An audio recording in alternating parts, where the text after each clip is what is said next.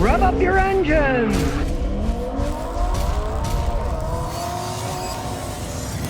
Well, Chrysler's at it again. They're recalling over 89,000 of their Jeeps because the steering wheel might fall off.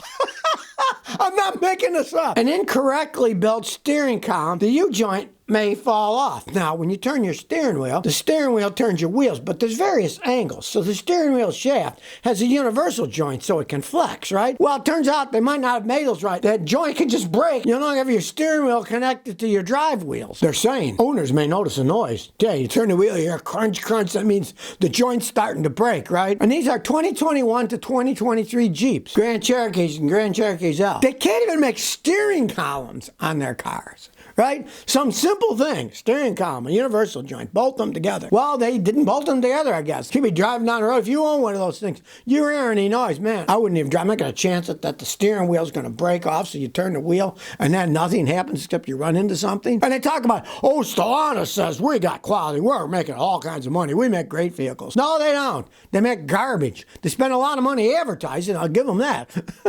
Maybe instead of spending their money on advertising, they should spend their money on quality control and engineering. But then again, you know, that's not the way of our society. It's how it looks, not how it actually works. Unfortunately, you don't just look at the Jeep. You're going to be driving it down the road, and if that piece breaks, you're going to run into a tree or something. It went way down when Fiat bought Chrysler, and now Stellantis, the quality's even worse than it was in the first place. Well, Ford, lack of quality's at it again. They're recalling over 175,000 Broncos. The seat belts have a problem. Stuck on the seats, you can't plug them in, right? Here's Ford's fix. They're going to stick them out and put a little piece under it to hold them up. Talk about one half-assed repair. They might as well say, well, we'll get some duct tape and we'll duct it around here. There was actually a fix on a recall once that they were using tape. They said, well, something's wrong. We'll put a little tape around it. In this case, they're going to put a little collar around the seat belt so that it'll stay there so you can plug it in and it doesn't get hidden. And these are the first row seat belt latches. People got to use all the time. People are sitting in the front, right? This is the 2021 to 2023 Ford Broncos. Usual Ford lack of quality they got going on here. And as I said, here's their solution, and I quote, dealers will add a sliding clip latch stop to the driver and front passenger seat belts. So they're sticking in between the seats, so they're going to pull them out and put some kind of crappy thing on it to hold it in place. You know, probably hit your butt when you slide on it or something, but they come up with a real half-assed solution to it. While Stellantis is rearranging the deck of their ship as it's sinking, they appointed a new CEO of Fiat North America, Amir Ahmed. It's for the Fiat brand, right? Everybody knows Fiats are garbage. They pulled out of the United States a long time ago. Then they came back with the same garbage mobiles that they had decades ago, only maybe even worse, and they failed miserably. Nobody wants to buy these Fiats. People did try. Their sales image and their sales media that they used wasn't bad. They had those stupid ads of the Fiats coming over the ocean, right, to the United States. Oh, look, the Fiat 500s are here. And one year they sold 55,000 Fiat 500s. I think it was the third year they brought them in. They don't sell them anymore in the United States. People found out they were rolling piles of crap. They fell apart. The engines blew up. The transmissions blew up. They're typical Italian Fiats. They've always had problems, right? What does Stellantis do? We'll rearrange the deck. Here's a new CEO. He's going to turn it all around. He's an image guy, right? And here's what they say. You got to laugh your butt off at this one. His deep understanding of customer needs and technology will further strengthen the eco-friendly and stylish Fiat brand while pioneering a unique consumer experience. Yeah, a real unique consumer experience. You get in your car and won't take you anywhere. And yes, it is eco-friendly because if your car's not running, it doesn't use any energy at all. His previous job was at this company called SRT Marketing. Me, I say more, marketing. All this brand marketing nonsense, right? It's again, our entire society, they're fixated with form over function. Does it look good? We really don't care if it works, but it looks good. Fiats look good, yeah. Italian cars look good, but looks can be deceiving. And in this case, Fiat's failed miserably again, and they think by putting in a new guy who's really good at marketing, people will start buying their piles of crap. Well, got me tell you something. They tried it the second time, and they failed miserably the second time because it was the same old Fiat crap they were selling in the first place.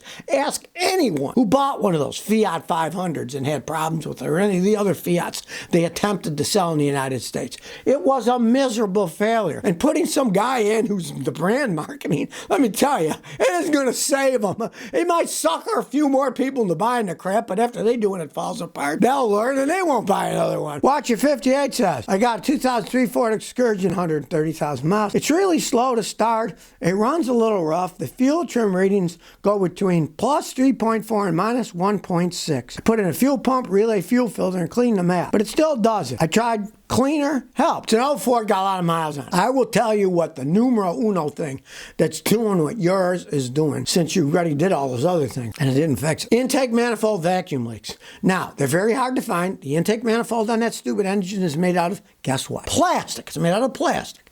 They warp as they age. Pray that you could just put new intake manifold gaskets on. Sometimes the plastic manifolds are warped so bad you got to replace them too, and they cost a lot of money. Get a guy like me, or buy yourself a smoke machine. Inject it into the intake system, and if you see where the intake manifold gasket smoke's coming out, pray you can just put in new gaskets and not have to buy the new manifolds too. Like I say, they're plastic. And what are they bolted to? The metal head of the engine, which gets very hot. Plastic getting hot and cool and hot and cool. Of course, eventually it's going to crack and warp. You might have to get new intakes too, but have it tested first. And smoke's coming out of them, try new intake manifold gaskets first. Well, here's a really funny one. Dad2LM2 says, AI is making stuff up. I was reading in the internet about GM's 4.3 V6 engines. Came across this gem. Quote, the main difference between the 4.3 and 4.3 Vortec engine specs is that the Vortec engine is a lot more powerful. It has a bigger displacement and more torque, making it better suited for towing and hauling. Am I missing something? The Vortec 4.3 has a bigger displacement than the other 4.3? 4.3 means the displacement of the engine internally is 4.3 liters, or 4,300 cc's. That's what it means, right? The problem is, there's people writing that know nothing about vehicles, and they'll just blab on, and you see this on the internet all the time, about something that they know absolutely nothing about, like they're experts on it. The displacement is a displacement. Now, if it would have been a 4.5 liter, it would be bigger than 4.3, but it isn't. They use a different system, fuel injection cams and stuff, but the displacement is still the same. Yes, we are becoming dumber and dumber. People do not proofread things. The other day, my wife was reading something on the internet, and everything made no sense. You read the title, and the title didn't even make sense. Nobody's proofreading them. And of course, what it often comes down to these days is they're paying the people peanuts. If you pay peanuts, as the saying go, then, you'll get monkeys to do the work, because they're the only ones who will work for actual peanuts. Elephants would too, but they don't have thumbs, so they couldn't type very well, where the chimps could still type, The level of quality in anything today that's written or on the internet, truthfully, is going downhill. I mean, half the time the English syntax isn't even right, and sentences don't even make sense when you read them. Well, New York and California lost over $92 billion in income because the wealthier people are leaving New York and California. It turns out a whole bunch of them are going to Florida and Texas. State income tax that they would pay, but they're like, I'm out of here. And I don't blame anybody. If they have the wherewithal to leave, hey, I left Niagara Falls when I was 18. I don't like the idea of paying all my money to the state for tax.